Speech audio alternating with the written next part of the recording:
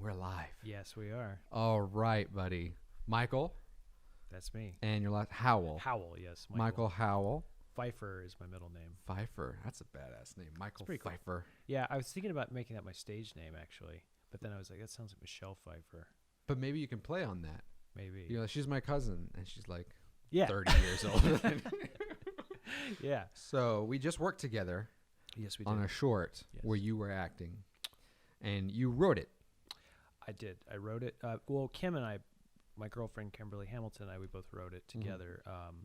I kind of wrote it all at once, actually one night while I was working. Okay. Because I drive a lot while I'm working. So I was using the that app where you talk and it does text for you. Yeah, that's a great way to write. Yeah. Because you're just blurting out. I blurted out all the lines, but then there was no punctuation. And so she got kind of mad at me because she was like, there's no periods. Like, it's a bunch of run-on sentences. Yeah. And so I was like, oh, yeah, well, I guess I'll have to put those in.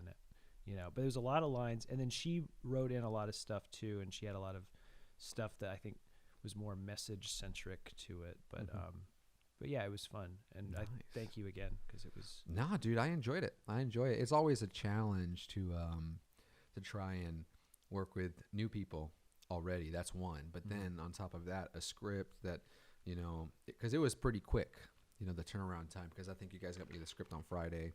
And then Monday we were filming.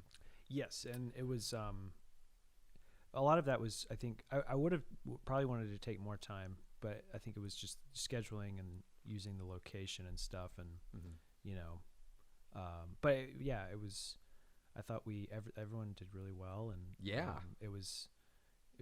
Hopefully, it'll resonate, you know, and we'll see how it. I'll put it in some festivals, and we'll see how it does. But well, that's what I was gonna ask. Is like, how long ago did you guys write it?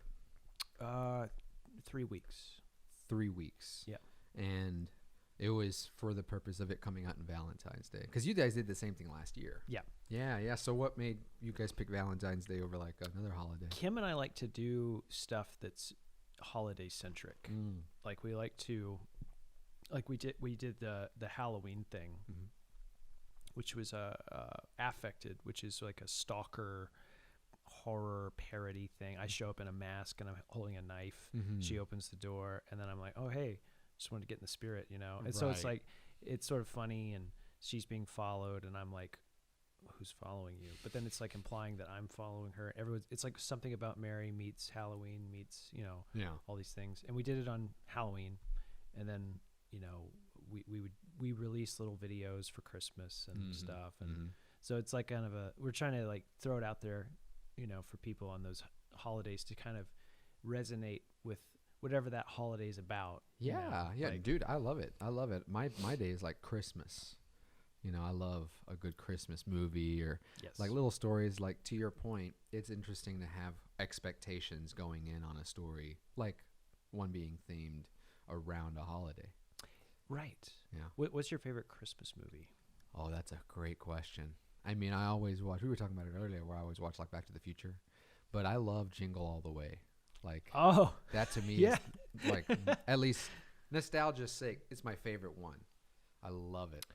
It's so good. I love Schwarzenegger, and I grew up on a lot of his movies. The Turbo Man doll. Yeah. It's because it's playing on the craze people go through when there's a toy out there that all the kids want. Right. And there's a shortage. Yeah. Like Tickle Me Elmo or Beanie Babies or... Yeah. I guess that was about the Power Rangers. Around that time, yeah. I just love the themes too, because like it's common with a lot of these movies. Like even because if you look at that film, it and A Wonderful Life thematically, almost exactly the same. Yeah, so it's the same story. Yeah. Where you know a dude way too into his work, and you know not being able to see the forest for the trees. I think is a good way to put it. It's funny you mentioned that movie. My dad and I watched it this last Christmas. No way. Yeah, I was hanging out with him, and he was like, "Let's watch It's a Wonderful Life," and I was like, "Okay." So we started watching it, and it's still good. Oh, bro, it's really good. It wouldn't fly if you try to make it now, though. No, but there's little things in there. There's little techniques. Like, do you remember the part when George Bailey is like he's being introduced for the first time, Jimmy Stewart, and he's like, "I want a big one." and he goes like that, and it just Right. freezes. Yeah. And then it's like, look at that face. It's like that's like something they do now, you know? Yes. Ding, and then Yeah. they freeze, Yeah. and then it's like this person is a classic OCD, blah blah blah, you know? Right. Right. But they did that back in 42, and I think people were like, whoa. Is it really 42? That's when it was made? Yeah. Jesus fucking Christ. It's so weird, man. I was thinking about it because I've been telling you about my Little House on the Prairie stint, season 3 so far. Yes. And they were doing a play, right? Mm-hmm. And I was thinking about it.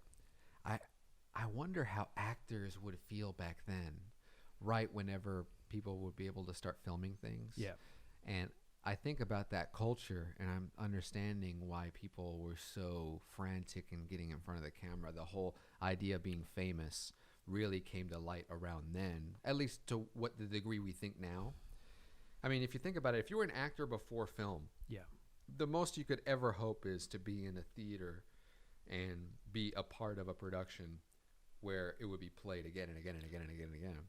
But then whenever you can actually see it in front of a screen, just to think about how immortalizing that would be. I wonder if even back then they thought about it that way. That would be, yeah. Some of those actors, you know, like I think about some of the great actors I think about back then, like Marlon Brando. He did Streetcar. Oh my God. He had already done the Broadway. I actually did that play.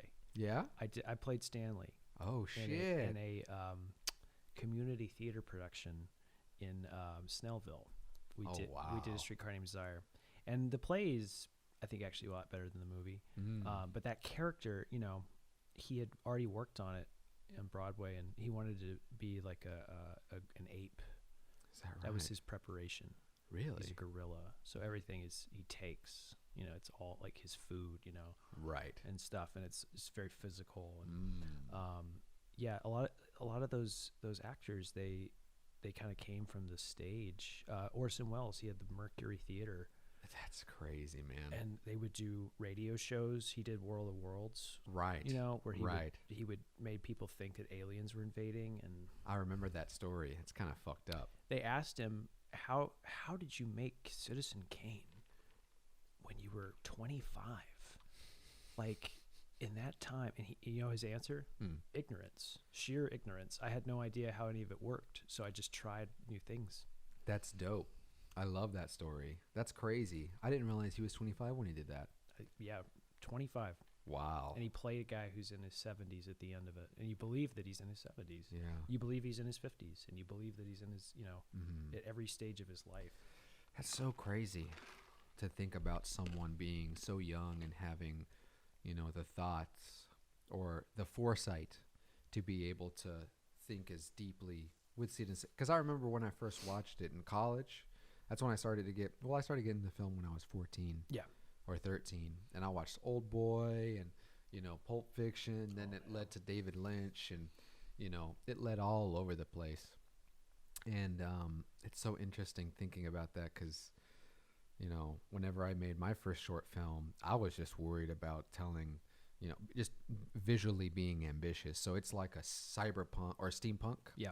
You know, it had horses. It had like teleportation. Oh, dude, I want to watch that. It's so crazy. Thinking about it now, I'm surprised we pulled off what we did because it was long too. Yeah, like 15 minutes or something like that. And it's cheesy. It's terrible writing, you know, all that jazz. But it's just all about just having fun. At least whenever you're just starting out. It's that Nicolas Cage puts it. It's that Super 8 feeling. Yeah, you're out in the backyard and you're filming stuff, and you're not under the pressure of producers or people that are telling you it has to be done a certain way. Right. You're being creative. And he when he said that, I don't know if you saw Mandy last year. That with the kid, right? It was Nick Cage. His wife gets murdered by a cult, and then he goes. Sorry for the spoilers, but he goes crazy. He does psychedelic drugs, and he goes after them. I gotta see this movie. Madness, but they shot it like retro, you know. Like 80s type of. Yeah, it's I gotta like see this. It's really good movie. Is it? Very, very good. It's experimental. There's like anime sequences in it, like in Kill Bill. It's very Tarantino. Yeah, and the cult leader Jeremiah Sands is like the devil incarnate, but he thinks he's God. And there's this crazy sequence It's really good. It was a really good movie. I have to watch it, man. I love it whenever movies surprise me. That one surprised me. Yeah. I mean, we talked a little bit about it already, but with Parasite, probably the biggest surprise of this year so far, but last year it being released. And I've forgotten how much I was into Korean cinema. Yeah. Because again, I told you, Old Boy, and then his other two movies, that director, Sympathy for Lady Vengeance and Mr. Vengeance. Yeah. I got into those, and then have you seen the movie I Saw the Devil? No, but I've watched videos about it. Bro, it's so awesome.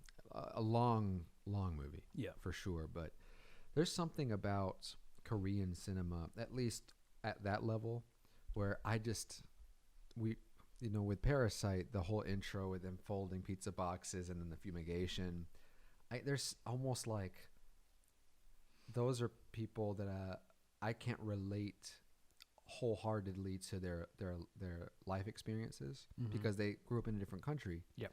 And it's just so interesting to see their perspective on how to start a movie or how they portray in that movie poor people and the class warfare of that film is so fascinating to see the poor people kind of outsmarting the rich people not being aware really of them, but also kind of being aware that of the smells.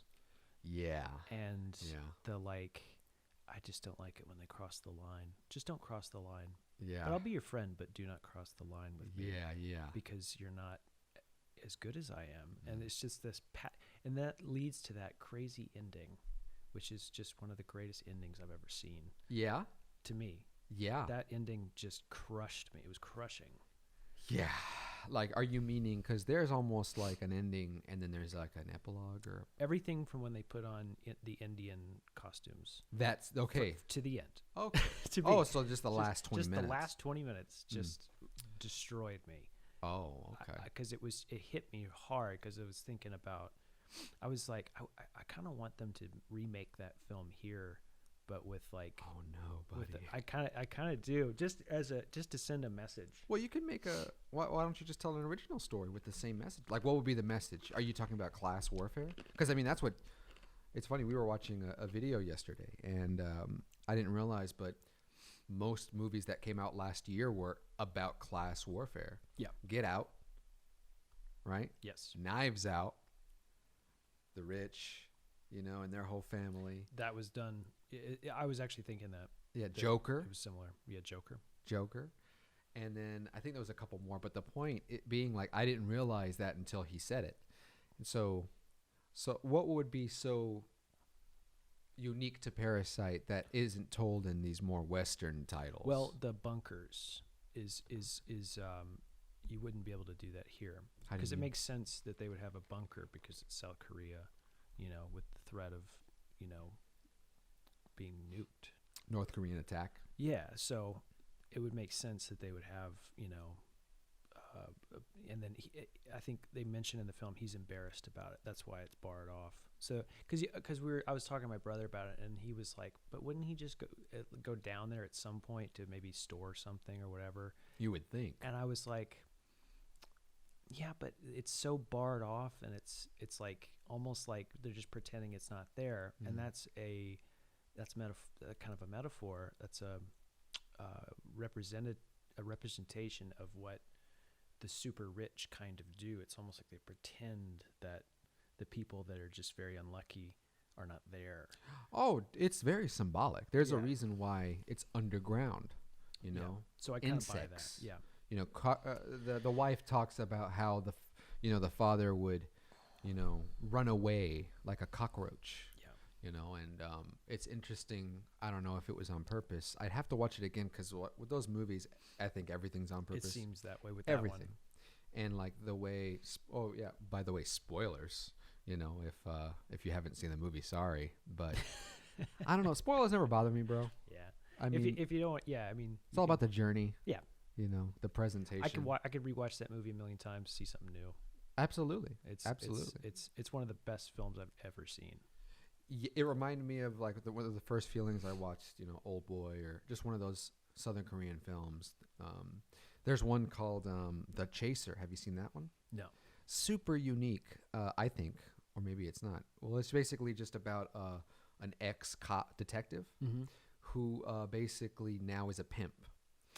And he's like this the pimp in a way where like he'll leave cards, or his people will leave cards on people's cars. Yeah. And tourists, and they would dial the number while they were at a hotel, and then he would send a girl there. Oh. So that movie, it's about that, but something happens. One of these girls end up getting, getting called for this guy who is a murderer. And they get abducted, and the movie then ensues. So yeah, you take this sort of kind of cool world that you don't normally see, and then you have something new happen that propels the proper sort of story of the movie. Yeah, and yeah, that's really cool. I all the stuff that I've ever seen from this Korean director, Boon, what's his name? Boon Jong Kim, I think. Yeah, Kim Jong. Yeah, he's. Memories of Murder is, I think that's on like Tarantino's list of his favorite films ever. Memories of Murder. Like at first I was like, because he used to do that before. Yeah. Like he would present Hero. Did you watch that one? Yes. With Jet Li? Yes, of course. So he presented that one. I was like, oh, Tarantino I want to see it. I love that movie. Yeah, it's great. It's awesome. But it's beautiful. After a while, I'm like, I disagree. Like there's some movies that he's into that he really, really likes. And then it's not that I didn't think they were bad, but I did think that they were a bit lacking. Like, I was surprised that he liked them. Like, did you ever see, he likes this director named Wong Kar-wai. Okay. This Chinese director. And I watched some of his films, and I was like, what the hell is this? It's like, there's not even a story here. It's just images, But Tarantino loves him, I do think he's a really good director. He only Wong Kar-wai, Chinese director. He did Chungking Express and In the Mood for Love and 2046 and some other ones. But I also like a lot of. I love Hero. Oh. I love the flying. What is that called? Where they're flying around on wires doing the Wu-Tang... The choreography. I'm not sure what it's called, but it's very like Crouching Tiger. Crouching Tiger. There was that one, and then Hero, and then House of Flying Daggers, and then nothing. There was not. They didn't have any more that I saw. That director, no. Yeah. Was it just that director, or was it... For some reason, I thought those three were directed by that same guy. Well, the Ang Lee did Crouching Tiger. And then it must have been like the same producers or something. Yeah, because I was like, Hero was like taking it up into level. Yeah. And then House of Flying Daggers was beautiful, but then that was it. I was like, wait, I want to see more of that stuff because those are really cool. Yeah. Crouching Tiger blew me away back then. I was like, everyone loved Gladiator that year, and I was like, no, Crouching Tiger. Well, what's funny is like that was before I got into movies. Okay, cool. I mean, I was into movies since I was a kid, but that's before I really got into the art of it. Yeah. And watching them, because dude, get this. So there was a moment in my life where I teetered on whether or not I wanted to be a director or a storyteller, especially in movies. Yeah. Let alone anything. And I was young, like 8, 9, when I realized, because when I was watching a movie, I always thought that they acted it live. I was like, I don't know how they do this. I used to think that too. Yeah. Like, how do they do it the same every time when I watch this? Yeah. I mean, these guys must get tired. But after I realized that people write these and, it's like a production that thousands of people work on, I was like, oh, it's all fake. Yeah. And I was like, well, that's kind of the beautiful thing about it. Yes. Because whenever they can make it in a way where you forget that it's fake, or you forget that it's put together, or you forget that money is kind of behind what pushes this art form. Yeah. Or any art form. Those are the special ones, man.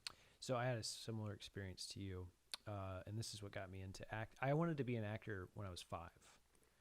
And that young. And I didn't get into acting till I was 25.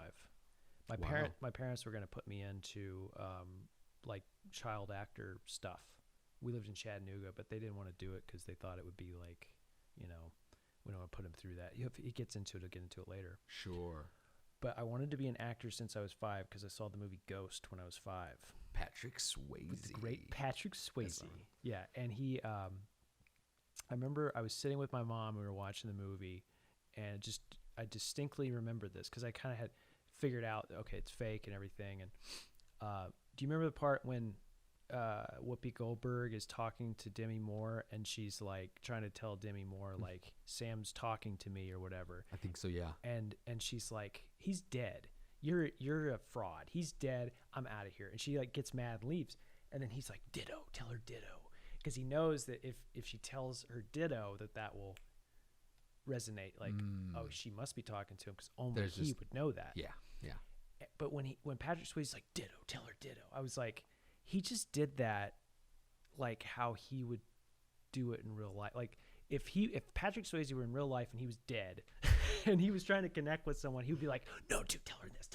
Right. And I was like logically, you mean it hit you. Yeah. And I was like, I know he's pretending, but he's pretending in a way in which it's real. Right. So it's real to him in that particular moment. And what they're doing when they're filming is they're just filming those real moments, but they're written, but they're pretend, but they're real for that moment. Yeah. And then they get that on film, and then we love it. Yeah. Because if he delivered that line like, ditto, tell her ditto, if he did it that way, we would be like, a whole different thing. Yeah, but because he's so into it physically and emotionally, like, ditto, tell her ditto. Yeah. I know it's going to work, and then it works. And then, of course she has to react to it, and they're all working together, and it's good writing. But that got me like into like, I want to do that, man, because that's really cool. It is, dude. It is really cool. I mean, so much so that for the longest time I was so apprehensive. I was like, if I ever become an actor, I'm going to just slap myself in the face. Or if I think about because I've always had this thought, and I think it's a stereotype, where like actors kind of, get this almost frou-frou about them. Yeah. Like, I wouldn't say, especially when you first start. I don't know it's hard to describe, but I know what you're talking about. Yeah, you know what I mean? I had it. You mean you were like that? I used to have it, yeah. What is that then? Like, you think that because you're so in touch with your emotional life and that you can access it at will, that you're more genuine than other people. Is that what that is? Mm-hmm. And you think that you're in a way kind of on a higher level. Really? I remember my first year, like when I started, because I took a very intensive Meisner thing where it's all about being as real as possible and having these really intense interactions with other actors as our exercises. Okay. That I got to this place where I was like, going up to people and like if someone was wearing like knocking their hat off of them or whatever, like being really kind of a dick, like kind of thing. Uh-huh. And then you get past that 6-month year period of like being really brash and bold, and then you humble out, and then you realize that you're not. That's a false epiphany. It's not. Yeah. And a lot of actors never get past that. I can see that. Like they think they're better. Yeah. I guess that's what I was thinking, or something like that. There was just something maybe mysterious about it. And I remember like watching Futurama or like any show, sometimes they make fun of that. Like there's that episode where, they talk about that alien who's the best actor, and he's like, the process. And everyone's like, God. I think that's the stigma. Yes. But in like, just, oh, shut up. Yeah, and then just hearing it, like, say the lines, go where you're supposed to go. Right. But then like in reading about the art form and watching my favorite actors and hearing them talk about their process, I always love it whenever, like DiCaprio, he seems so laid back about it, and to your point, humble. That's the next level. That's the higher level. Yeah, it has to be. It's the humility of giving yourself over, and you have to be so vulnerable with these performances, And it's like a lot of people, when they first get into acting, they're like, they want to be Leo, or they want to be those. They want to be Tom Hardy, or they want to, but they don't realize that those. From a fame perspective, you mean? Well, they it's that, but they also like, I think there's a part of it that's like, I want to.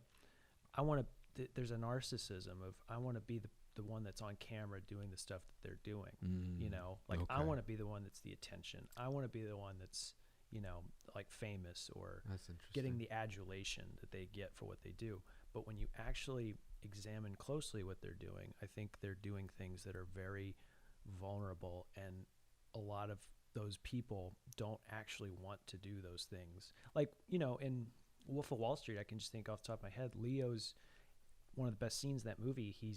Has that freak out because he's doing those drugs, and then he's like on the ground and he's like doing this stuff. And like a lot of people that are like super narcissist and care about how they look and stuff wouldn't be willing to get down on the ground and look like an idiot, like for 10 minutes. For 10 minutes. Yeah.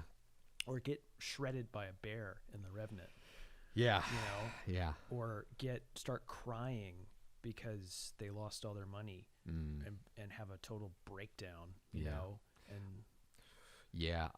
So one of my favorite movies of his is almost his underrated one is Revolutionary Road. It's great. Oh, bro, real, like so real. That fight. Yeah. I mean, I love that stuff, and I agree with you, man, because I can see the wants and the admiration of I can see that desire, but at the same time, like for me, it would be more escapism. Yeah. And not even so much that, like, I would love to be a part of these stories that I admire for myself personally at any point. Yeah. So I really don't mind being a side character. I don't care to be the protagonist. I want to.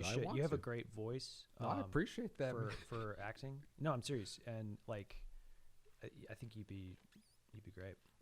I appreciate that, man. I mean, I want to. I always tell people that, like, if they have any interest or curiosity in it, to do it, because then that will lead you down that Lynchian rabbit hole. Oh man! And you'll kind of have self-discovery, and it's a journey. Oh well, for sure. Especially myself going through what I'm going through. Like I was telling you about one of my writing things, where like I'm basically going through the last few years of my life and then piecing them together in a cohesive story like you would any other story. But I kind of see that as therapeutic, because honestly, it's a biographical thing of myself, but at the same time, trying to be unbiased and look on the outside, looking in on what my issues are as a person that I want to get over, right. And that's you're talking about vulnerability. That's a whole thing. There's a phrase called samskara. It's I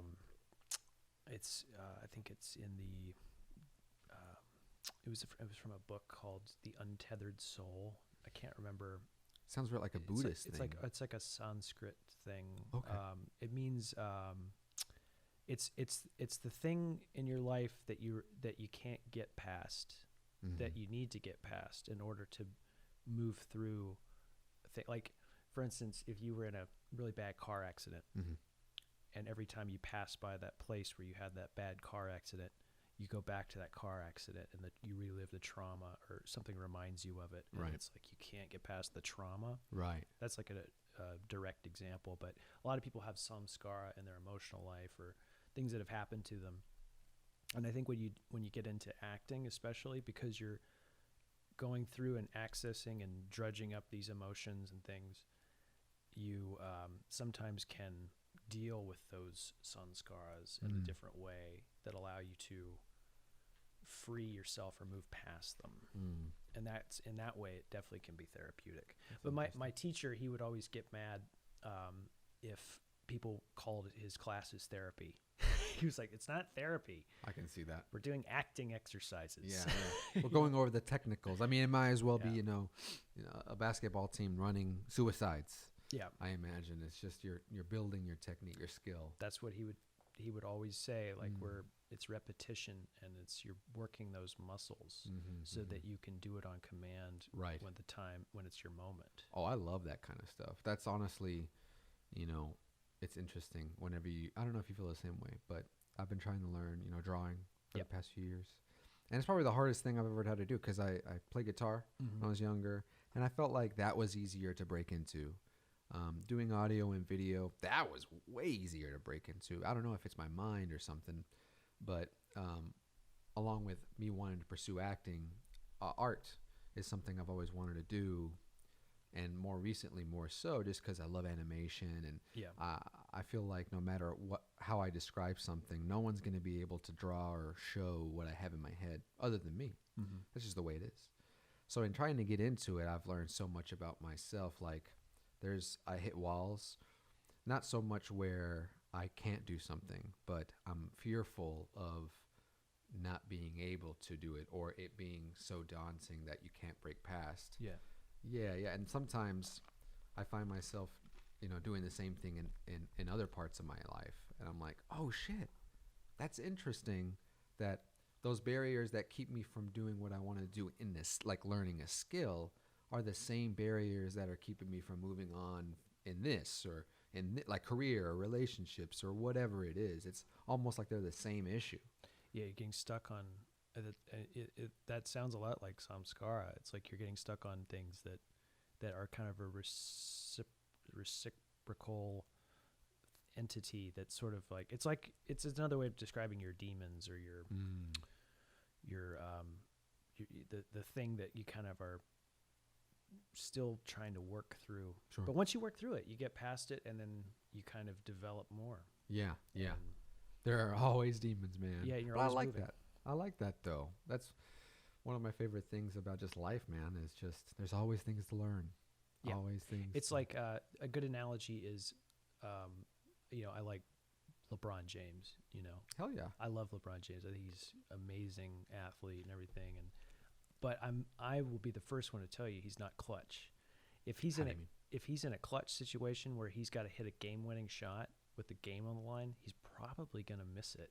You think so? I think so, yeah. He's probably not going to make that shot. And I think a lot of that's because he, in the back of his head, doesn't believe he's clutch. So he kind of will get a little like, he'll think it. You can feel him thinking it. He's not flowing with the game. He's not seizing the moment. But I think that if he were to, get into a moment where he could deal with that and get past that, then he would suddenly become clutch all the time.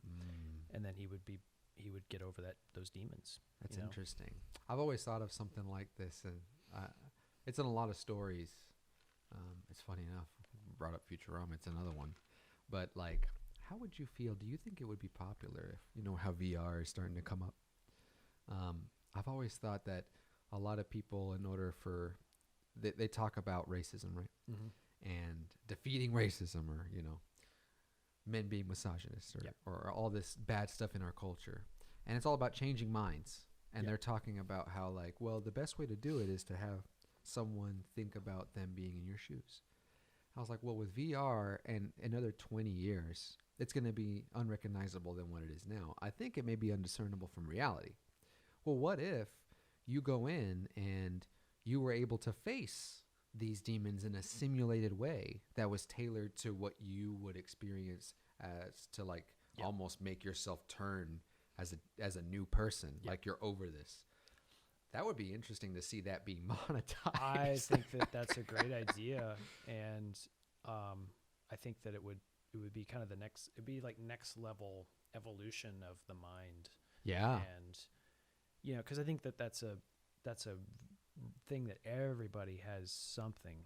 Yeah, that they just I used to hear that phrase when I was little, gun shy. Because I used to do karate, and I would try to break the boards, and I could do it for a little while, and then like I suddenly couldn't do it. Like I would try to, but it's because I wasn't hitting all the way through it. And every time I would get to that point where I'd try to hit all the way through it, I would kind of stop myself. And I remember the instructor was like, "He's just gun shy," and I was like, "What does that mean?" And my mom was like, "That means that you're just not ready to pull the trigger on what you're doing," kind of not thing. Being able to follow through.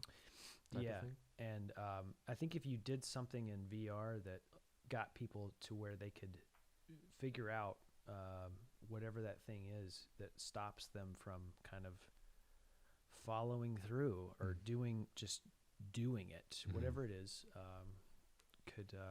and some people have, like you're talking about drawing. I never could develop as an artist, like drawing. Yeah, I couldn't get the 3-dimensional shapes. Yeah. Like I could draw it from the front, but I couldn't draw it from the side. I couldn't get that element of it. And there's probably some weird blockage that I have. I could probably do it from a mental standpoint, you mean? Yeah. Yeah. So there's probably some way I could get past that. But I have no idea what that would be. So maybe a VR simulation could help me figure that out. I don't know. No, I understand. Yeah, dude, that's an interesting concept. I don't know. Like, because then, I mean, that's capitalism, right? If you can make money on something, you would. But to your point, as you grow up, what if, like, there were stages of, like, when you're 8 years old, people when they're 8 years old, it's almost like a standard. They mainly go through, issues of the self where they feel important. Well, what if this VR thing was something to help alleviate that and get them to pass through it? Yes. And then, like, at 14, it's more on relationships or something like that. Yeah. That'd be interesting. That would be a good part of just education in general. Oh, my God. Because you don't learn anything about relationships when you're going through school. You're not taught that shit. You don't learn about raising kids. Like, most people that raise kids or that want kids, I'll talk to them that I know, and they don't talk about that it's going to be 24/7 and all the little logistical things you have to do to take care of a kid, the money that is involved and where it has to go and all that. They figure that out after the fact. And then they get really, stressed, and it becomes a lot. There's a lot of issues as a result. I was like resent.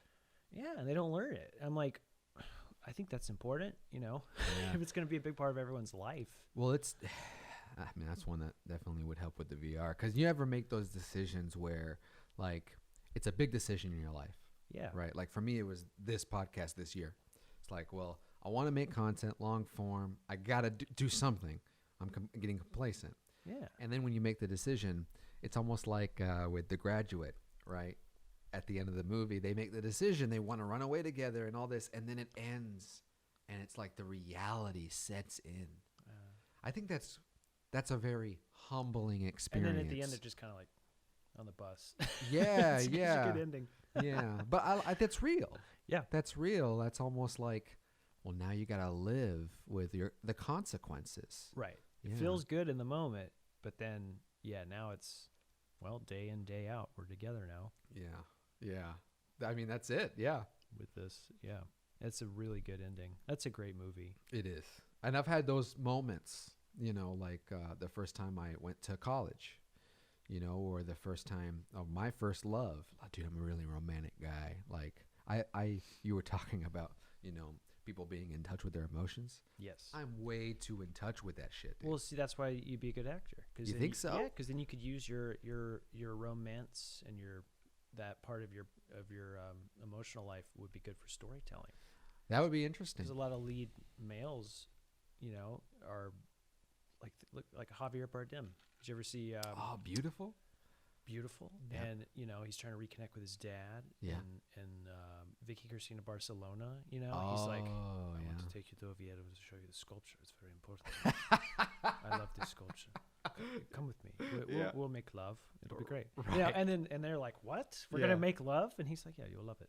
Let's go. It'd be awesome. And that attitude is so cool because it's like, that they're gonna do it. Right. Right.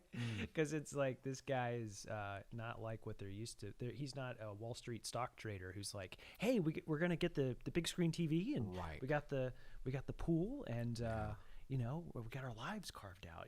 He's like, no, let's look at this sculpture. Yeah. That's interesting, man. I mean, so he brings that to his role, because I believe that he just likes sitting around. He doesn't drive a car. You know that?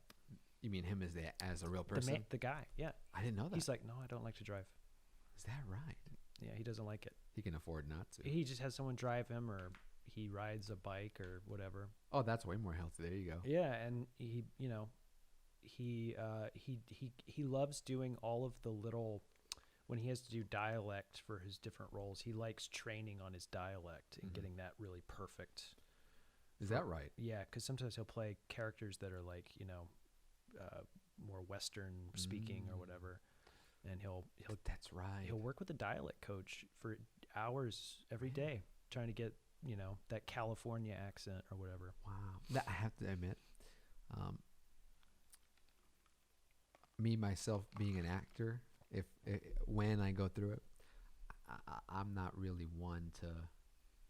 I don't really see myself diving so much into that, because, like, to me, there's several types of actors, right? And there are some that, like Leo, where he's in it. He's like, these actors are 100% committed to this character, and they're flexible. They can go from being funny, dramatic, or blah, blah, blah.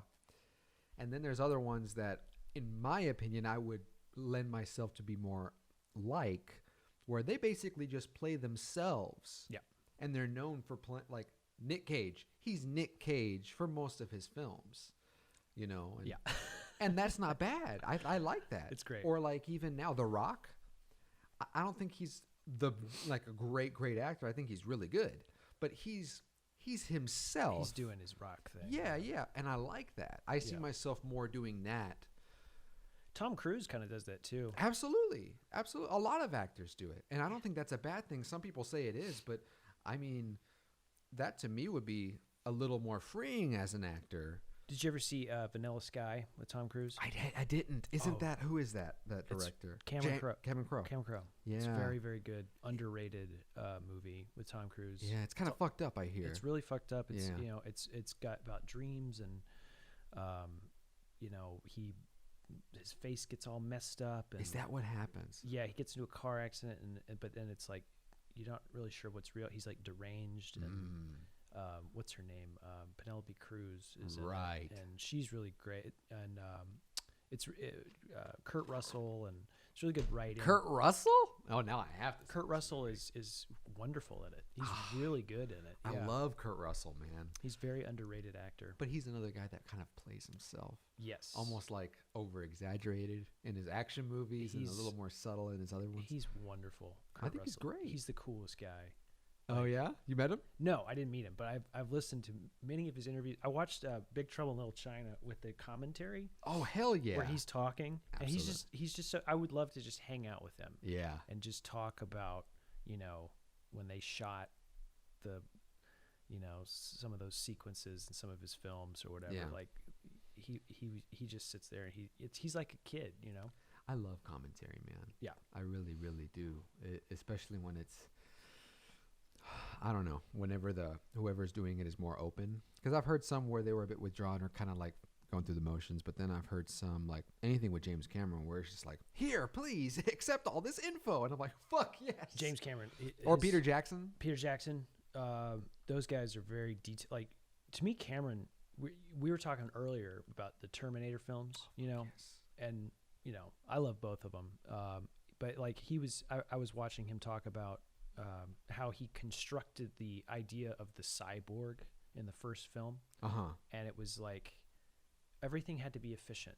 And you don't think about it. Like if we were sitting down and writing that movie, I don't know if we would quite think of the stuff he thought. Like just for instance, like when Arnold's grabbing, if I'm grabbing this, like as a human, I'm kind of doing this, I'll kind of drink it, move my head. But Arnold's very like efficient with the movement. Getting into that being very robotic. Every movement, nothing wasted. Right, right. Kind of thing. Purposeful. And that was like emphasized to the T. And it was like, I don't think I would have thought of that, Yeah. He's really, it's almost practical brilliance. Right. With him. Did you see, we were talking about Tom Cruise. Did you see The Edge of Tomorrow? That's my favorite movie he's in. Really? That's your favorite? Yeah. Well, I think it's one of the best of the last 10 years. That and I think it's in the top 10. Minority Report. I love Minority Report. Minority Report's really good. He definitely one he's playing himself. But like with Edge of Tomorrow, I have a soft spot for what's her name? That woman, that actress. Oh, yeah. She's in The Quiet Place too. I can't remember. Yeah, she's quite good. Yes, and she's hot. Yeah. So that helped. But that and Tom Cruise is a coward. Yeah. In that movie, and it's opposite of what he always plays. You know what I mean? Like, and I love that about that film. He plays a total just weenie. Yes. Yes. And then he changes. Absolutely. So we see him change, and it's a great idea. Emily Blunt. Emily Blunt. Yeah. There you go. Yeah, and I like how she's so tough, just tough. Yes. And it's like, and that to me makes her more like enduring and just. I feel like with a lot, how people are like, they look at actors and they're like, oh, that person's so hot, like Brad Pitt back in the day. I remember all the girls would be like, he's hot. Even now, dude. He's so hot. Yeah. You know? Yeah. And I would always be like, he's kind of funny looking though, don't you think? Like he's got this weird face and the jaw and like, you know, but yeah, I mean, I guess he's attractive, sure, you know? Sure. But I think it's the personality emerges with these actors because you see them kind of like their spirit comes through. And I think that's what people become kind of attracted to with them, you know, because if the person was just stoic or not very good, we probably wouldn't notice their looks as much. You think so? That's what I think. Yeah. That's interesting. You don't think you were a little peanut butter jealous? I do. Yeah. I did. In middle school, I was so, because he has like the chiseled look and everything, and I was like very boyish and like, yeah, I'm sure that you know. I mean, same, dude. I was a chubby little dude. Yeah. So it's like they weren't looking at me; they were looking at Brad Pitt. And I was like, well, my day will come. Yeah. Well, that's a lot of thing. A lot of people don't realize about dudes. I think is that we feel that way. I think that's normal. At least for me, like that's one thing I've learned, especially this past year, so much. But I can be a jealous guy. I can be fair and open about that. I think it's healthy in moderation. It can go a little far. I've heard some stories about people that let the jealousy just consume them. And yes, absolutely, and that's dangerous. And I think anyone, male or female, can be susceptible to that kind of thing. But to your point, it's just about being open with yourself about it. Yeah. It's almost like how some people think of, like, I think all of these problems are very kid problems. So like basic instinct, you know, like when a kid doesn't want to share, it's mine, you know, almost like that. Or if someone's homophobic, it's because, you know, they may be closeted themselves or being afraid of that being the case. It's like they're very young-minded problems. But even I'm almost 30. I can admit that those things come up. Yeah. You know, at least from the jealousy perspective. Absolutely. Yeah. It's humans are funny. Yeah. Yes, absolutely. Very, very funny. Absolutely. Creatures, complex. And relationships are funny, man. Yeah, absolutely. Yeah, people, because you get deeper the more you get to know someone, and you learn more and more about the people when you get close to them. And some people it's harder for others. Some people, the more that they learn about a person, the less they want to, like, they kind of pull away. Or I'm kind of the opposite. I enjoy being more I kind of like the bad and the good all mixed in. Some people only like the good. It makes the person. Yeah. I agree. I don't mind, some people being one way, or people think it's like beliefs, but for me it's even just mannerisms. Yeah. Little things like, I like my coffee this way. Yeah. Not that way, or something like that. Some of those things are like deal breakers with some people, and I'm like, how can you like anyone? Yeah, and some people, I guess the older you get and the more relationships you've been in, it's like for some people something doesn't even matter. Like, oh yeah, it's all good, Yeah. I don't care about that. And then if you're involved with someone else, and then it really matters to them, whatever that thing was. Oh yes. Like, no, I don't like that you do that. Yeah. Or they change. That's one thing too, is like, even with friends, like, I feel like us being dudes, I can relate that more to with like relationships with women. But even with friends, I found myself like thinking about it now. It's interesting because you're right. Some people just do get pushed away, or just pull away naturally. Yeah. Over time, as we grow up, we all have different wants, interests, goals, and, got to make room for those things. You can only take in so much mentally. Yeah. I mean, I'm trying to think of some examples, but I mean, I've had that happen. Yeah. And sometimes you just have friendships that just, you just kind of slowly, and then, you move apart where you're just they're just oh, hey, how's it going? Good to see you. I haven't talked in a while. But then you have some friends, I think sometimes that are, my friend from high school, I saw him recently, and he was moving to Australia to go to medical school because he has all these outstanding student loan don't we all? debt, and he's got like $200,000 outstanding or something like that. Oh shit, he's in it from Emory and NYU and all this stuff. He's a doctor. He wants to be well, he hasn't gone to medical school yet, but he's been working as like a practitioner at the VA hospital in Brooklyn for 9 years. Jesus. And living hard, does his music still. He's artistic. Wow. He's a really good guy. We like talking about politics and all this stuff. Yeah. I hadn't seen him in 4 years. Wow. I had not really talked to him at all. Yeah.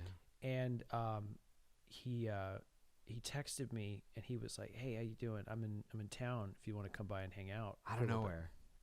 And I was like, yeah, sure. And I kind of sensed in his text that something was up. So I went and saw him. Immediately, we're just right back to where we were 4 years ago, talking about, Bernie Sanders and Elizabeth Warren and, it's like another lifetime. Yang and Trump and impeachment and all this stuff. And we're just, going back and forth about stuff. And he's like, "Oh, yeah, by the way, I'm moving to Australia." I'm like, "Why?" And he's like, "Because I'm going to medical school and I'm going to take out loans in Australia. I'm going to go to medical school there and then I'm going to move back." So he's going to take out like, $100,000 there to go to medical school, get his doctor, PhD or whatever, come back, and then pay off his loans here and live in New Orleans or something. Wow. And I was like, "Oh, well, I guess I'll see you in 7 years. Yeah. And we can hang out in New Orleans." And he's like, "Oh yeah, that'd be great. We'll, I'll be down there. Yeah. I'll be around." So that's a long con, man. I know. It's great. Wow. He's got the system figured out. I think. Well, good luck to him, man. I know, it's crazy. But it's kind of a sad state of affairs when that's what you have to do in order to get educated. To do what you need to do the thing you want to do. Yeah. Just do whatever it takes. Hey, man. I wouldn't recommend his route, but he's doing the thing. And, maybe by the time he comes back, all his loans will have been forgiven. Well, I mean, we can all hope for that. They should be, dude. I mean, I don't know. I have a whole. I think that's what he's thinking. I think that was his thought process. Well, honestly, that's kind of my thought process because fuck student loans, fuck the government, and that has made it so these private corporations can basically say, we need to get these students money, and the government's going to supply that money, and we're never going to be on the hook for this at all. So we're on the hook. I don't know if you have I do have student loans. I do. We're on the hook, not from the schools, but for the government. Yeah. And no matter what we do, we can declare bankruptcy. We can do all this shit. Even if we die, someone's got to pay that shit. Someone's got to pay it.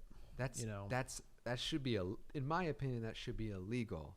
Like, I don't know, man. That's crazy. Especially whenever the culture states that, you have to be educated in order to have a good job. Yeah. Well, you have to be educated in order to, commit or be a positive citizen in society. Well, I mean, how can you preach that and then almost have these guys in indentured servitude just for wanting to better themselves? I mean, it's crazy to me because I feel like it's $2 trillion, right? In student loan debt, yeah. Outstanding. So in my mind, I'm thinking like, okay, that's $2 trillion technically, but it's more or less $2 trillion in the perception because it's over a period of time. And it's not like, I mean, what exactly would happen if they just forgave all those, It would probably invigorate the economy to just forgive them because you probably get a lot of people suddenly like, oh, student loan debt's free. Now I'm going to go out and like make a lot of money that I don't have to give back or whatever, and they're going to be feeling good. They're going to be feeling like, I agree. I think it would stimulate everything.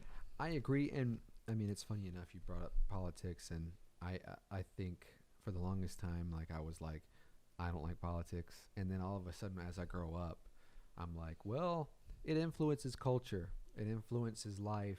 Yeah. And even though they are so far removed politicians-wise, they dictate what we can and can't do, and now it's getting to the point where they dictate what we can say, and to me that's dangerous. But at the same time, you got to be active in the conversation, even a little bit. You mean like PC stuff? Oh yeah, Yeah, dude, absolutely. Cancel culture is a thing, and I think it's because it's again the Wild West on social media. I think hopefully it'll change, but regardless, I'm with you. If we forgave student loans, that's a boot off students' throats. Now it's a complicated thing. I mean, I would imagine it wouldn't Is it be. though? Well, yeah, They were able to bail out, That's true. the banks in 2008. Yeah. And I don't remember ever getting asked if it was okay. They printed money Right. for those guys, and then all those guys didn't pay for it out of the nose. They didn't get fired. They didn't have any, it was like 8 years, and then that bubble burst because of what they were doing, and then they had bailed out money. They get free money, bonuses. Yeah. Why can't we get bailed out?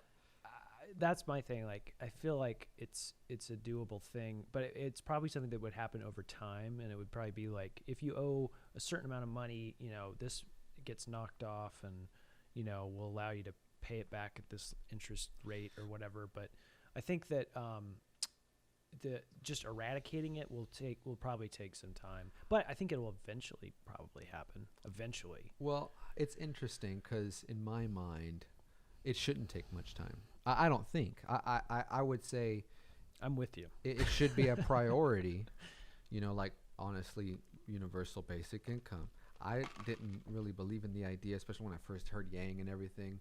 And now I'm like, I think it's gotten to the point where we kind of need it. I think it'd be great. I think it'd be a great idea. Hell yeah. But I mean, it's not like people are like, well, inflation or whatever. And it takes one company to not adhere to that, and then now they become the next Netflix. Yeah.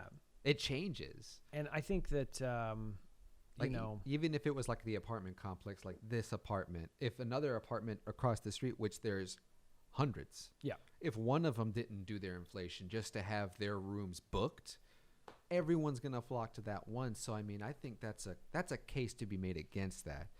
I don't know. I think it's a great idea, and I think it would kind of invigorate. It would embolden, the working class, the people that are making kind of in that. I mean, I was talking to a cop the other day at my job, because cops come up and talk to me because at the gas stations I work at, because I give out those vouchers for tobacco products. Yeah. And this cop came up to me, and he knew what I was doing, and we were just chatting. And I was like, he asked me how much I made, and I told him my hourly, and he was like, damn, you almost make as much as I do. And I was like, really? How much do you make? And he was like, altogether. I was like, what's your hourly? Because he's on salary or whatever. He's like, well, I think after everything, it's probably around 32 an hour that I make as a cop. And I'm like, that's not that much. It's really not. For what he does, no. 32 an hour? I mean, you're adhering to very strict protocol, and you're dealing with, sketchiness all the time. And the culture, both in and outside of, that community, is toxic. Yeah. Yeah. Like the view, like how we see them as like us being citizens, public citizens, and seeing them as supposed to be public servants. Yeah. It's almost like I wouldn't want to be a cop. I wouldn't want to get, A friend of mine was telling me one time, this was years ago, she was like, yeah, I started dating this guy. And I was like, oh, yeah, how's it going? She was like, well, he's a cop. And I was like, oh, really? Yeah. That was my reaction. I don't blame you. That shouldn't be the reaction. I agree. I like agree. She was like, yeah, I'm not sure how I feel about it. He has some weird ideas. And I was like, yeah. And it didn't end well. So. I don't know if you want to hear my whole thing about it. Like, dude, if it were up to me, cops and medicine, all of it would be automated. All of it. Because, like, that's interesting. You take out the human aspect on both. Yeah. You take out the human problems of both, and I'm not meaning it to be cold and, lifeless, but AI is coming in such a way now that I think it's perceivable to have an AI where like the number one thing, if it was medicine or medical, save human lives. Yes. And then treat them like people. And AI in like 20 years, it's going to be night and day of what it is now. And if you automate like all that and then have them do the research, just think about that. If you automated, like, how Amazon has all these machines, and just to get things from A to B. Well, what if you had the same warehouse, but it was all labs and it was all automated and one single AI or many. Yeah. And it was just to cure cancer. With the way they can process, everyone talks about how they can process 30 million times faster than we ever could. Why aren't they fucking solving the world's problems? They would get to it quicker. Yeah, I mean, I think that that's probably will be the case. I mean, I was reading about a guy who I think it was in Japan. He was a surgeon, and he was operating remotely from his house with the little arms. What? From his computer, and he was and of course they have practitioners there with the patient, but he was doing stuff with the automation with the hands, and he was directing them from his house. And of course he makes all this money to be this surgeon, but he was, and then that particular case was like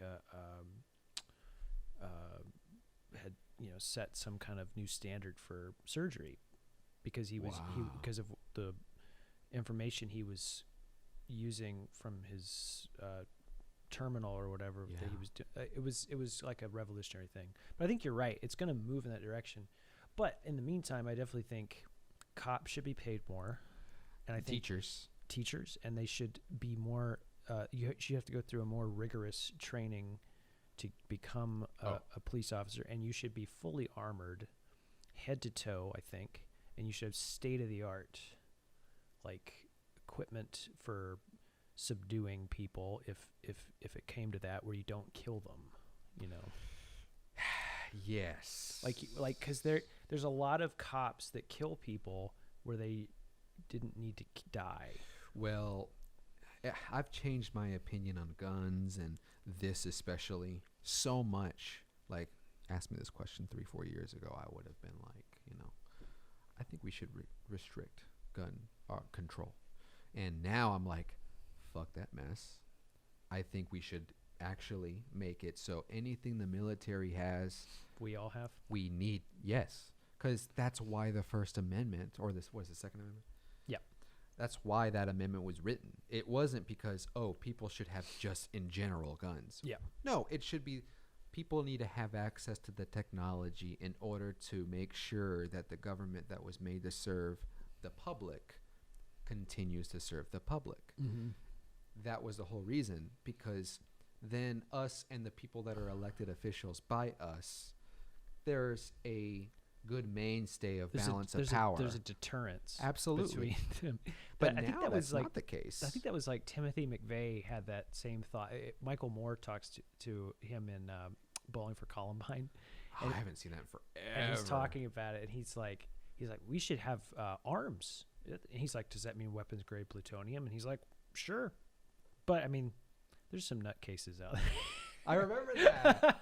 I mean, I don't know, man. Maybe there's. I think AKs. I think we should all have AKs.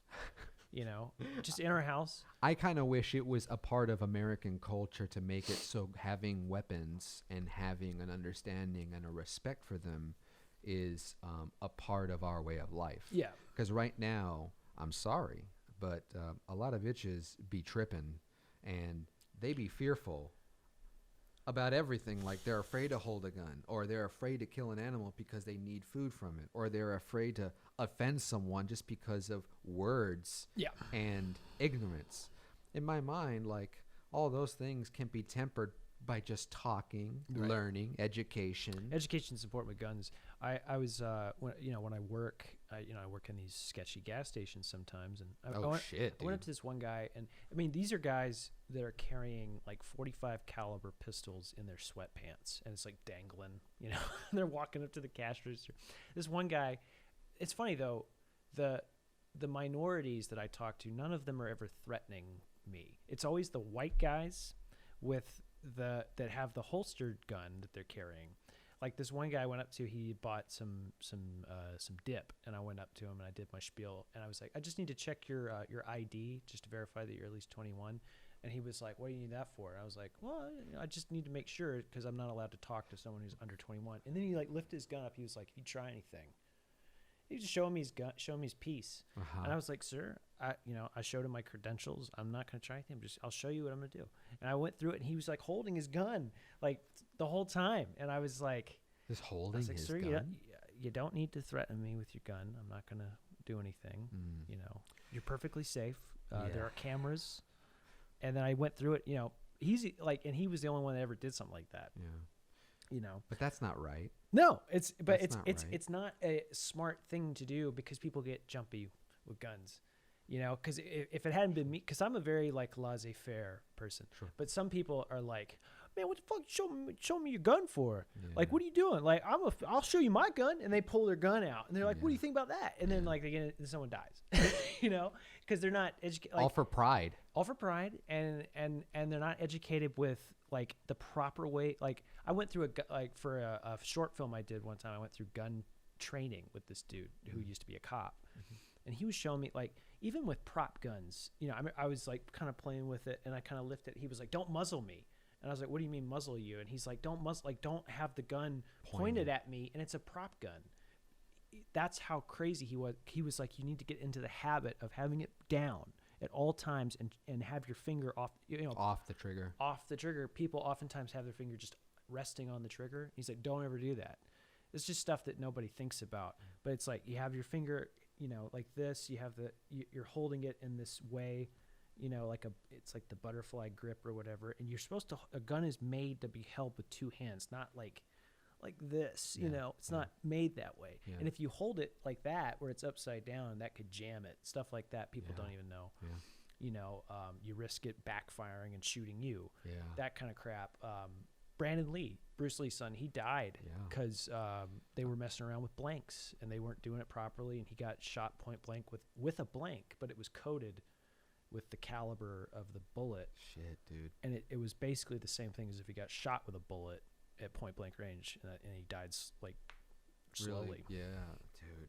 Because there's the education. Yeah, man. Just needless. It is. And I think to your point, being able to grow as a society where they are normalized in a way where if you knew anyone could have one, I think that guy wouldn't have done that, especially if it's normalized in a way where it's like, we're all Americans. Yeah. But using that as an intimidation to you who's just trying to do his job. Right. Yeah. Like I'm going to run off with your license. That's a bit excessive, it's like. Yeah. And I was like, I was fine. I wanted him to feel at ease because I knew that the reason he was doing that is because he felt unsafe for some reason. So he felt the need to show me his power of deterrence. And, that's kind of like if every time we're in some kind of conflict with any country, we're like, hey, by the way, we have these nukes. If you want to keep, talking trash to us, we have these nukes, That's terrible. Like we should, Yeah. That's a whole thing too, is having weapons of mass destruction like that. I don't know. It's weird. It's almost like biological warfare. Like, where are you going to stop? I know. Well, we would need these. I don't know, but some people would disagree. I don't think they've done Start 4 yet, but that's the where everyone disarms a little bit at a time. Like they disassemble. They did Start 3 back in like the 90s.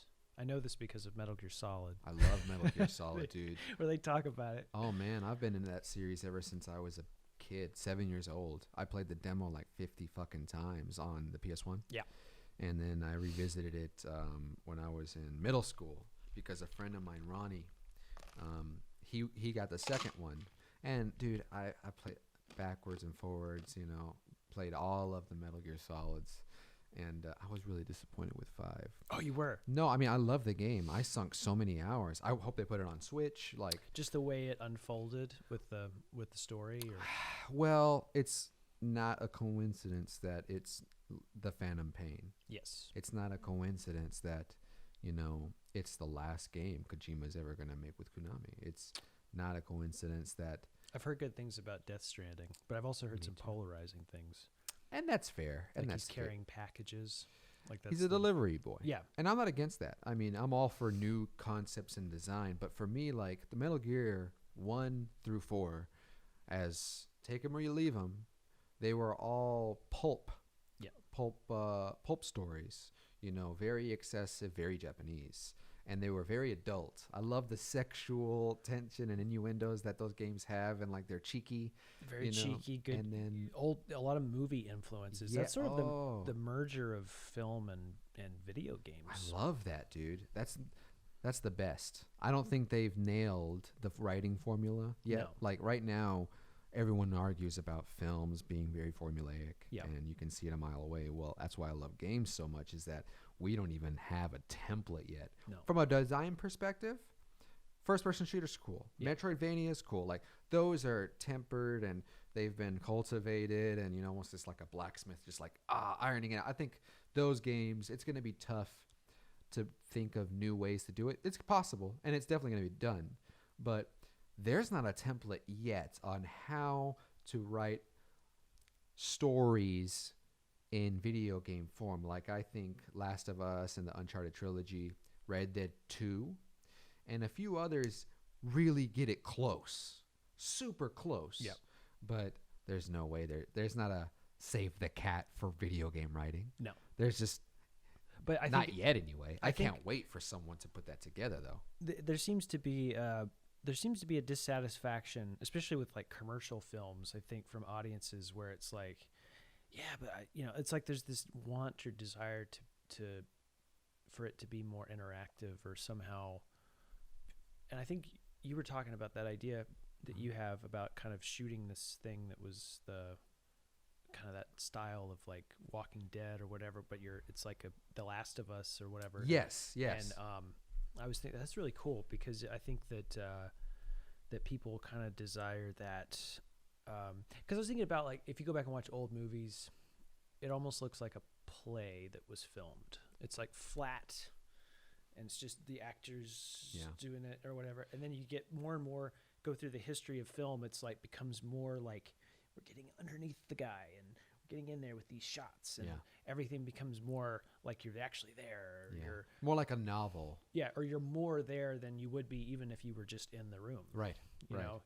You're so into these little moments. Yeah. And I think that that's the evolution.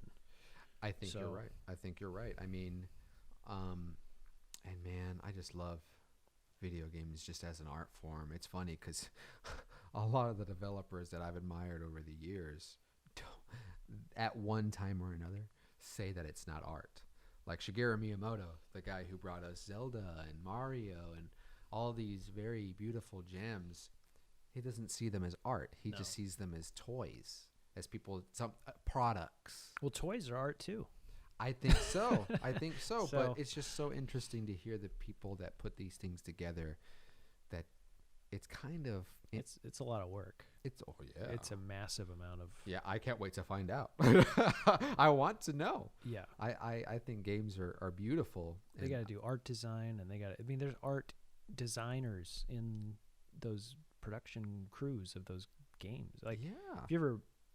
I watched my brother play, like through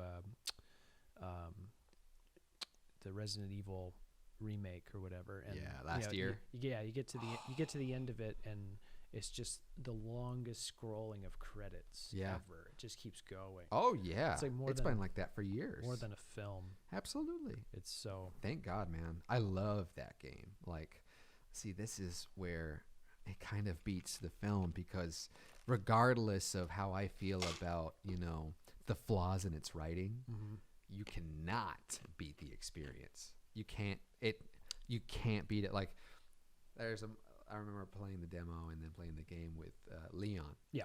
And there's a real moment, like, because, you as the gamer, it's about fear. Yeah.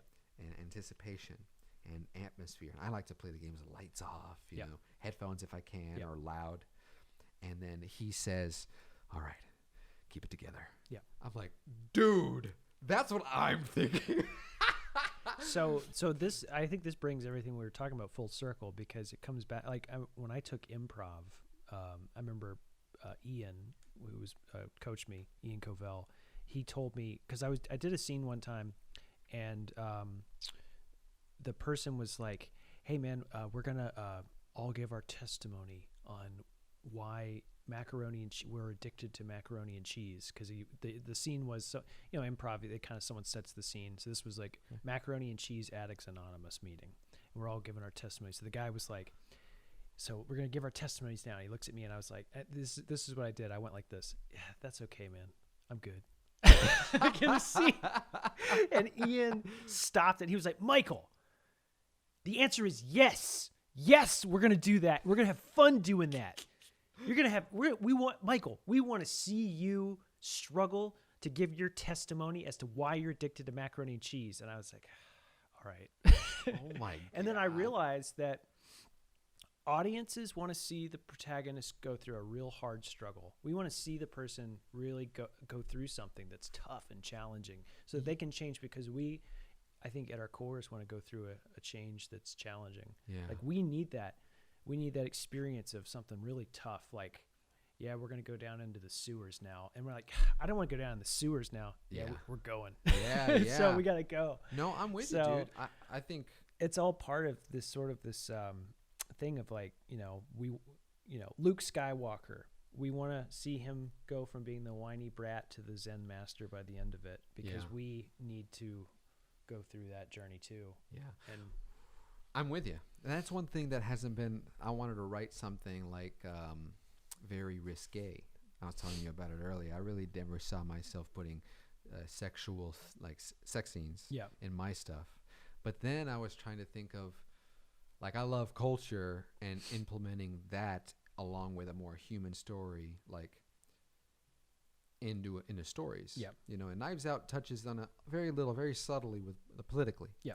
But in the stuff that I was writing, I think playing with expectations would be a lot of fun, because I think it's a crime, a human crime, definitely not as bad as like stealing or whatever, but being okay with teaching people that if you get offended, it's the other person's fault, when I think it should be, well, if you get offended, learn why. Yeah. And move past it, and maybe not, don't be a little bitch. Only because I was raised that way, and it's done wonders for me. I think it's okay to have bullies, and then being able, because they're like movies. You go to high school or middle school or elementary, and you have bullies, right? Yeah. And if you don't go past that, or if you don't have a moment where you as a person are challenged, what is life? Right. You gotta. What's the point? Like, I remember the bullies I had, and I'm thankful. Yeah. I'm thankful that I got called gay and little bitch I and all used to this. get called gay too. It's what the hell's with that?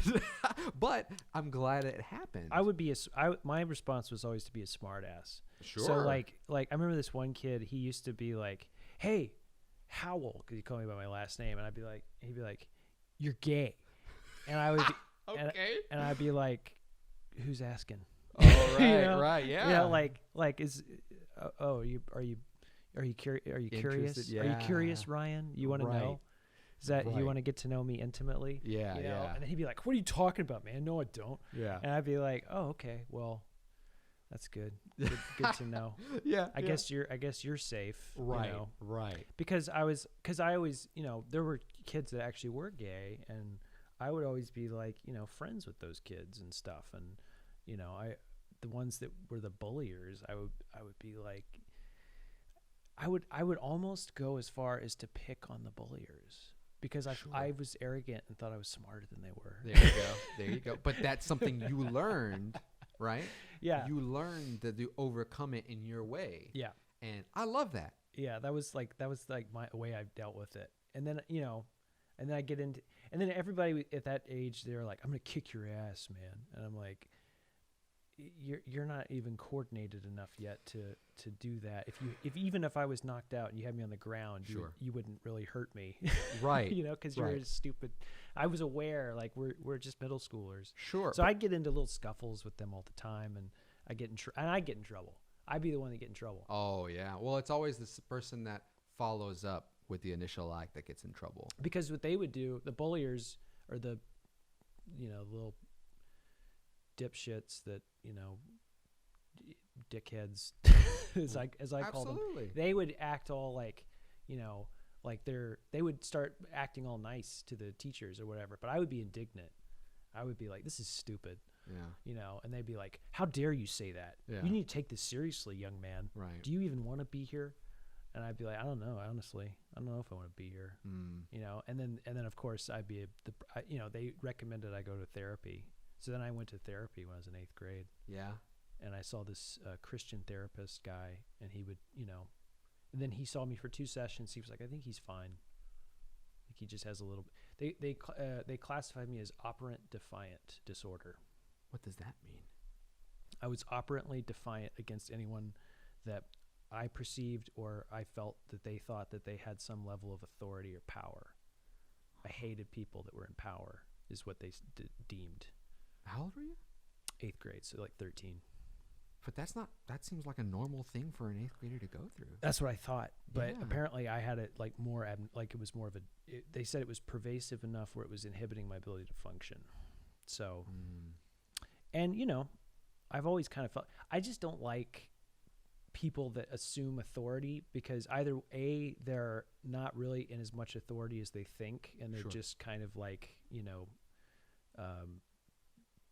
tools, or they actually do have a lot of authority and it's turned them into assholes. Like they've gotten too powerful for their own good. Right. And I don't like that. Yeah. So I think that's fair. I wonder if that's an American thing, man, because I was talking, like, everyone's going crazy about this new monarchs, right? And like how one of the princes is estranged and everyone's blaming the woman and the wife. Mm-hmm. I'm like, just break them down, dude. I hate anyone that assumes to be better or they should be a queen or royalty. Like, I cannot stand it. To me, like, they're bullies. Yeah. Except now they're rich. Yeah. And that's kind of fucking everyone else. Yes. And I don't get it. It's stupid. It's just stupid. I agree. It's retarded. Because it doesn't push us forward, like, evolutionarily speaking or whatever. Now, there is a different aspect to that, though. Whenever I'm doing something, like when I started acting, for instance, and I was meeting people that were more further along in the process, and that's different. I always have a respect when I'm doing something for someone who's above me in that field, because then I'm like, I want to learn from that person, and I want, and if they're gonna, this one teacher, I remember he was tough, and he would kind of ridicule you when you do your scene or whatever, but I didn't feel like I felt like it was in the world of acting. Mm-hmm. And I was like, well, this is almost like a compliment. At least he's watching me work. Right. Right, yeah. But he was pretty brutal, like in Whiplash. Yeah. Yeah. It was, that's a lot with that guy, but that was, I think even if I was a drummer and I was dealing with J.K. Simmons in that movie, I would almost feel like, man, I'm lucky to be in here to deal with this. So in that way, I don't have operant defiant disorder. Well, it's more of a mentor relationship. It's not really that they're bullying you because you're lesser. You're trying to learn a skill. Yeah. You hone something. There's a commonality there. Yeah. Yeah. It's like an open, consensual relationship. But to your point, anything else besides that is just going to be. Yeah, I know. I've gotten better. I've dealt with it over the years. I hide it better now. I smile, and I just sort of sometimes, pretend to listen.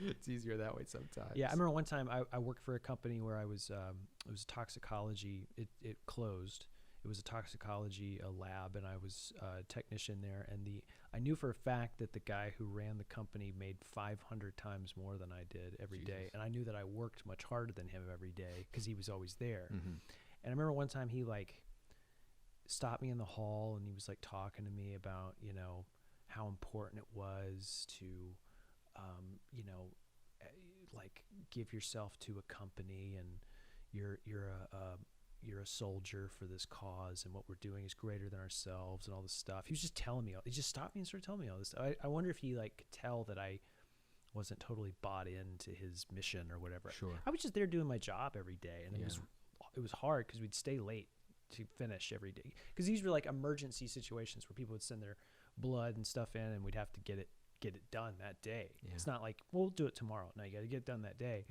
And I just remember sitting there, and I was like, I'm with you, man. Yeah.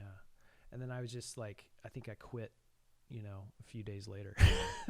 So no, man, because it was like, I'm not your soldier. Yeah, you're not into that cause.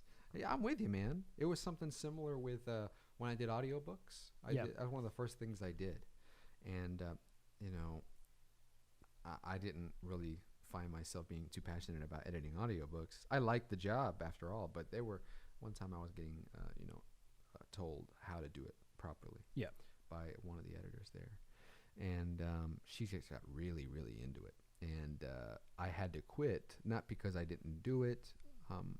Luckily enough, I got hired elsewhere shortly after, but I just didn't have that passion for what they obviously did.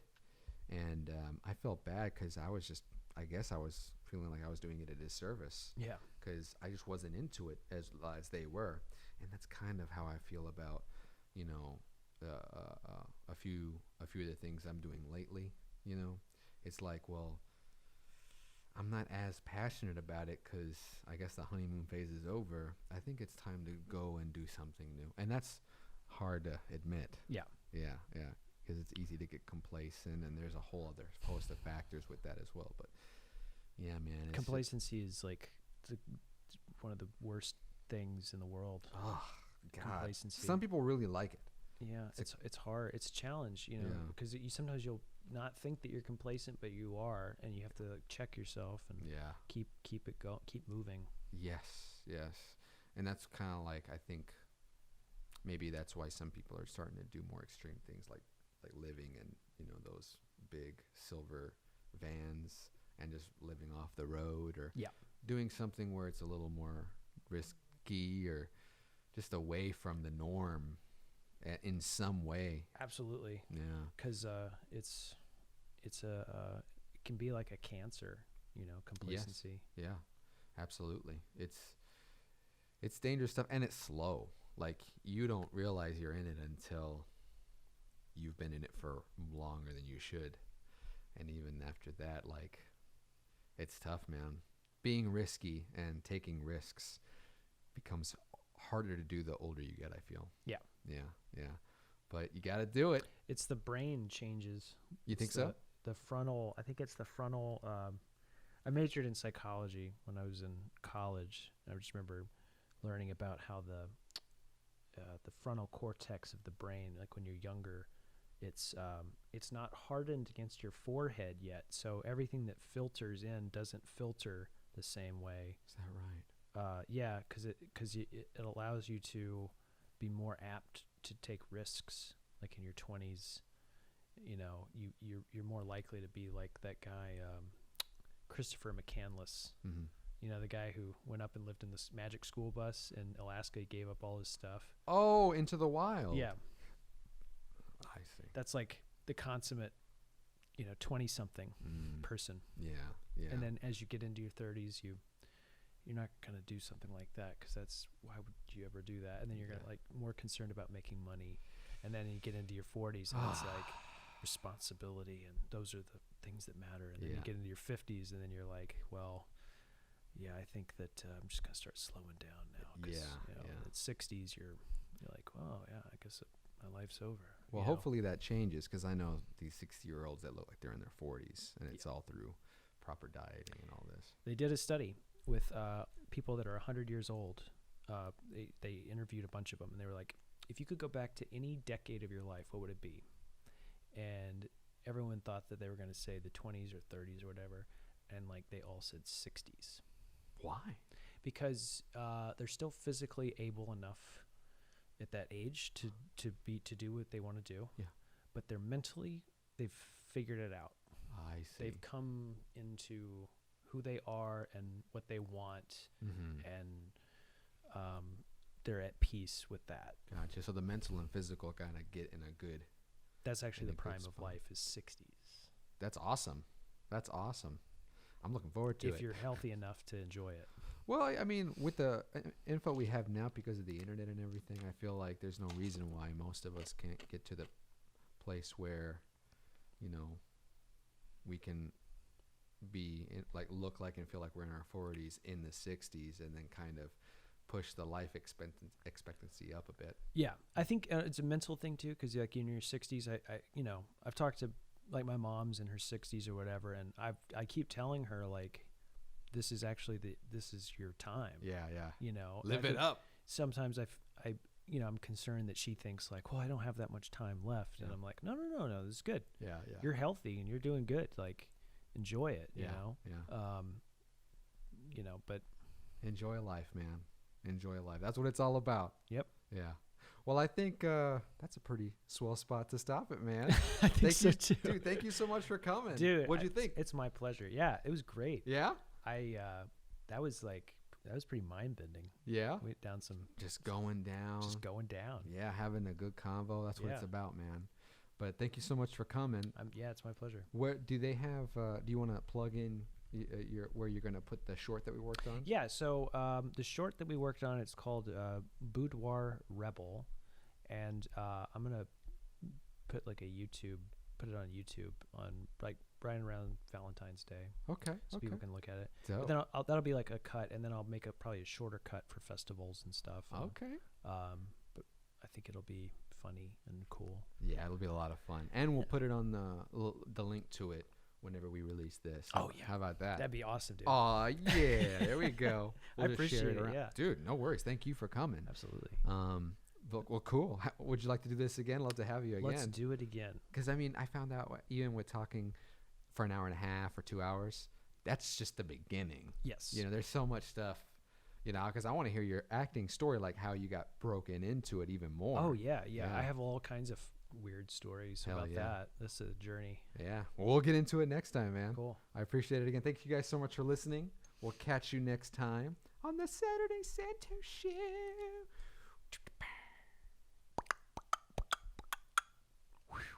And when's it cut?